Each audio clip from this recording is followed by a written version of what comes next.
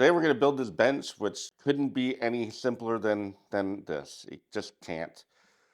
So all you need to build this is 2 by 8 by 8 and about 10 feet of 2 by 4, which is about $15 worth of wood if you go by the foot. I'm going to show you how I make it, which is a little bit fancier than what you have to do. You don't have to finish it. I just finish all the stuff that I build. You could build with just a handsaw, a square measuring tape, a hammer, and nails. Probably most of you can find a drill by now. I think the hammer is probably pretty obsolete. And if you don't want to cut anything, just take your cut list into the Home Depot with you and come out with your pieces. If you think it looks a little flimsy because of a lack of lateral support, I'm going to talk about that after the build. It's a lot stronger than you think it is. All right, so let's get to it. All right, so for this build, wood selection is a little bit more important because it's such a simple thing and you don't want the boards to twist and, throw it all out of kilter. So the thing I love about 2 by 8s is if you look at the grain here, it's very much near the outside of the tree, so the pith is nowhere near that. So this is far less likely to twist. So you don't want to see that little circle because those are the worst for twisting. And then we're going to check the moisture content. So we're below 20, which means that it's dry enough for this area. Here, the best you can usually get is about 16, 17, so it's pretty dry, and it doesn't have the pith in it, so it's not likely to twist, and we're going to seal it up too. So this is a great board for this kind of a job. Oh, that one's even better. Look at that. That's really low for here. Okay, anyway, simplest cut list we're ever going to have. So I'm going to take our 2 by 8 over to the miter station. Well, that was a long journey. We got no cracks on the end of this one, so we're just going to use this factory edge here. And we're going to make this, you can make this up to 47 3/4, but we're going to make this 47. So you can pick and choose whatever size you want.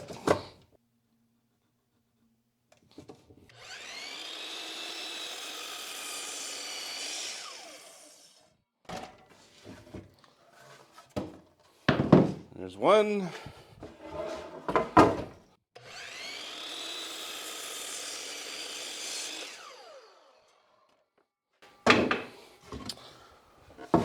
There's two. There's your top. Okay, same thing. Make sure there's no cracks in the board. Okay, so we're going to cut into our 2 by 4. That's 18 inches. Okay, so I got it set here at 18. That's where I want it. I'm going to put my stop block in here.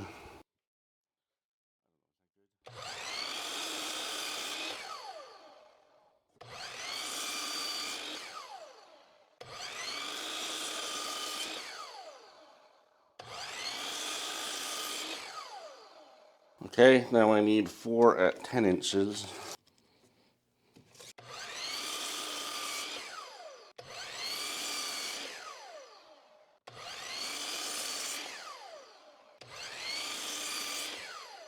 All right, so there's all your cuts. 2 of the 2 by 8s at whatever you want below 48. 10 inches, 18 inches. All right, now this step is totally optional, but I'm going to put pocket holes in because when this thing is done, you're not going to see any screws anywhere.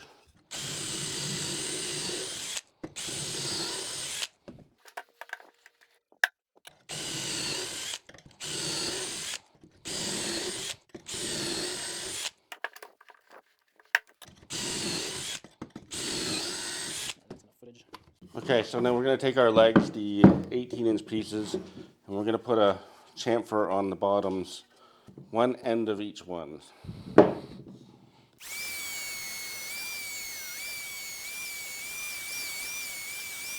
Okay, so I'm just doing this with 80 grit sandpaper. It sits on the ground. When somebody drags it along, it's going to help prevent tear out, and it's not very hard to do.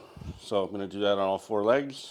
Okay, so now always what I do is I'm going to give it a quick once over with 120 grit sandpaper, so we don't have to sand it later. It's much easier to do now.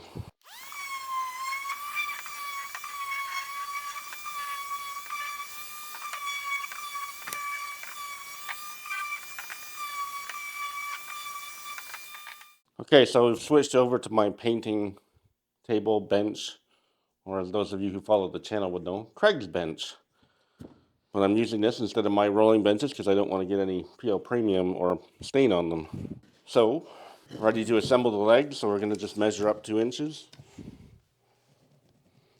And just use our simple, handy, right where it's supposed to be speed squares. See? Right where it's supposed to be. Totally efficient.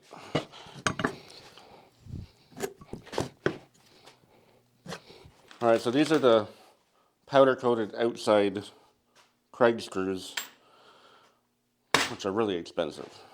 So in this application, I'm going to be using just the regular ones because no weather is going to be getting to them, because the pocket holes are going to be protected by gravity in this case, and by the top boards in the other case. Okay, so we're just going to put some PL on here.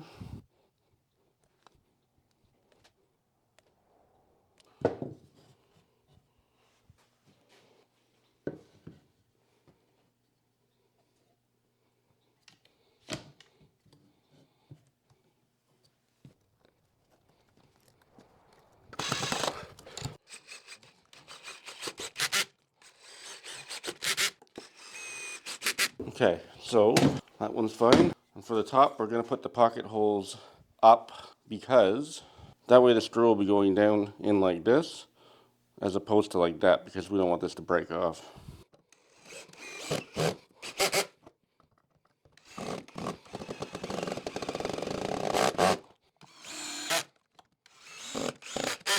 Just in case you're wondering, I have the clutch set at 10 so I don't overdrive the screws, tear up the threads. All right, now do it again. We're going to do a little bit of pre-finishing here before it gets assembled. Not a ton, but a little bit. So we're going to measure over 6 inches in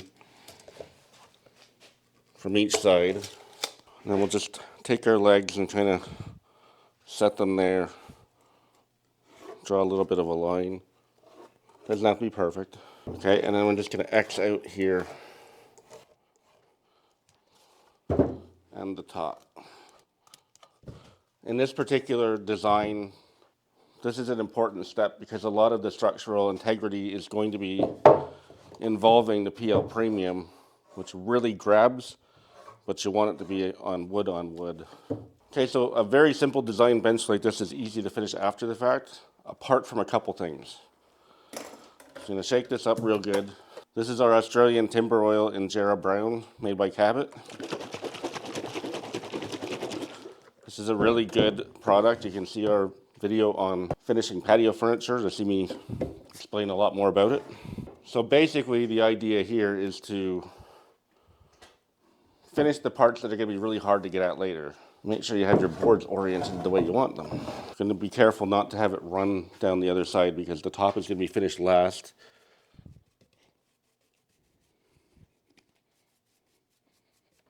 So just go kind of thin when you're going off the top. So you blob it on heavier on this side, then just kind of work it.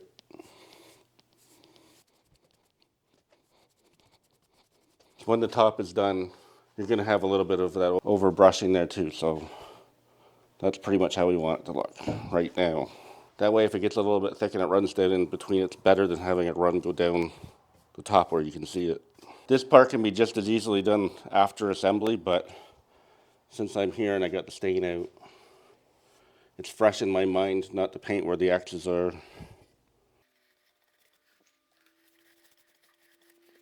So same thing with the outside here, just try not to get it, I got it a little bit thick there, but just try not to get too much on the, yeah, I kind of goofed that up a little bit, but it'll be okay.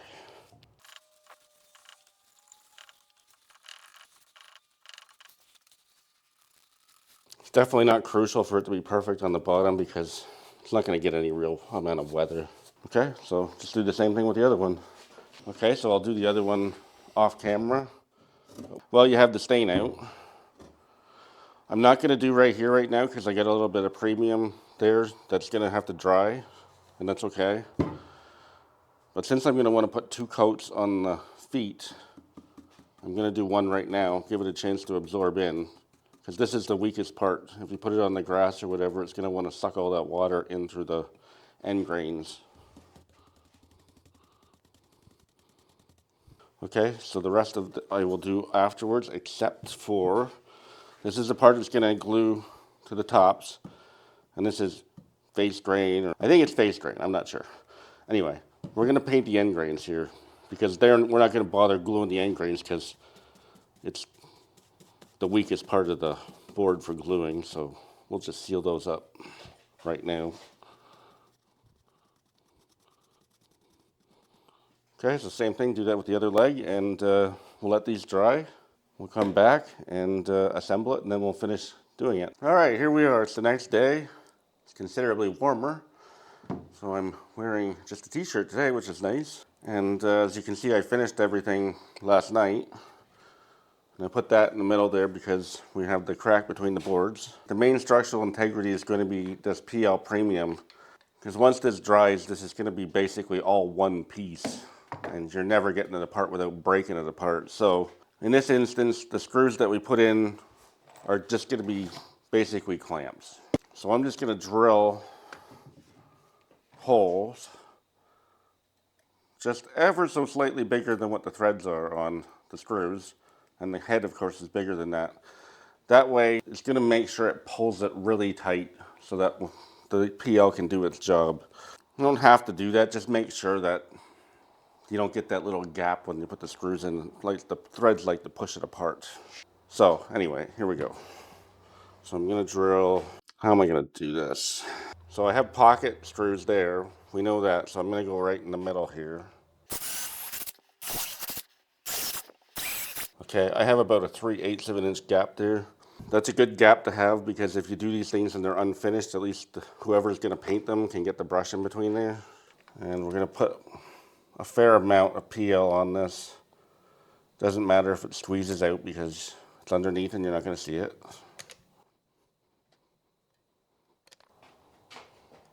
Okay, I'm just going to set it on there.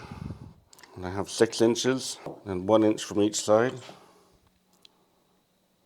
I think. Let me see. So yeah, I ended up with 7/8 of an inch in from each side.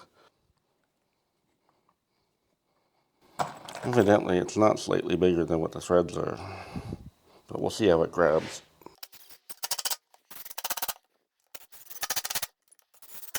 Okay, and do the same thing on the other side. Okay, so now that I've got it fully assembled, I'm just going to touch up the parts that I kind of missed.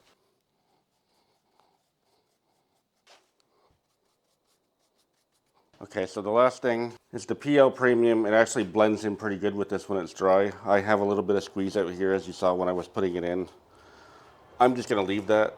If that bothers you, just wait 2 or 3 hours till it starts to harden a little bit, and then just grab yourself a razor blade scraper and just it peels right off. Okay, so here we have it. The reason why it's on my miter station is because my miter station is perfectly level. So if you see, we got a little bit of a wobble here.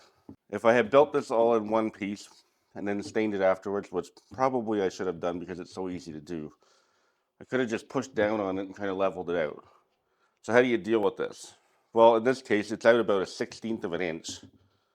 So all I'm going to do is I'm going to sand a 1/16 of an inch off of this, or you can use these adjustable feet.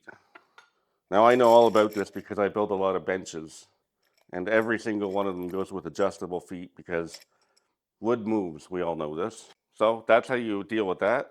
All right, obviously as for the finish, you can finish them however you want. I did it with Australian timber oil because I built it to go outside in the weather. I don't know if it's going to go up. I'm probably sitting under a covered porch, but it's all good.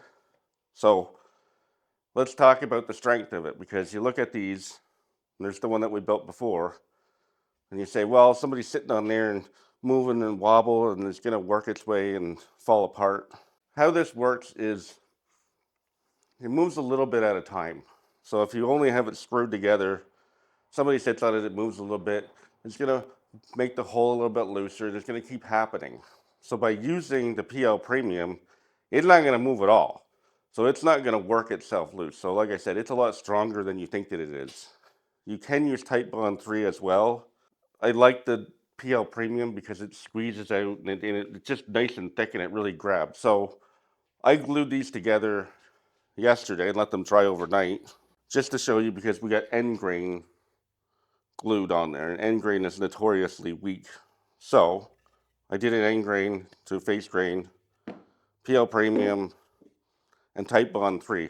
Now with the Type Bond 3, I coated it on there, I left it for 15 minutes to get absorbed in there, and then I did it again, and then I clamped it together. So it's as good as it can possibly be with Type Bond 3. So how am I going to do this here? I'm going to clamp this down. And this is by no means a very scientific test. I just want to see if I have a discernible difference between the two. Okay, so here's the PL.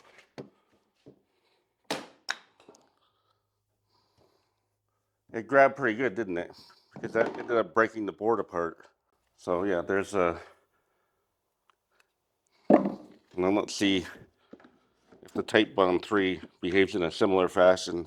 Now to be fair here, I did have it on a different part of the grain, so it can't break off on this one the same way. But I just want to see how much it takes to break it off.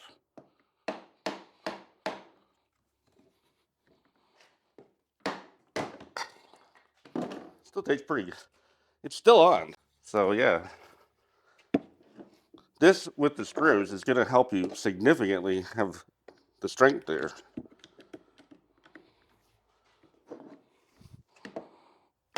There we go.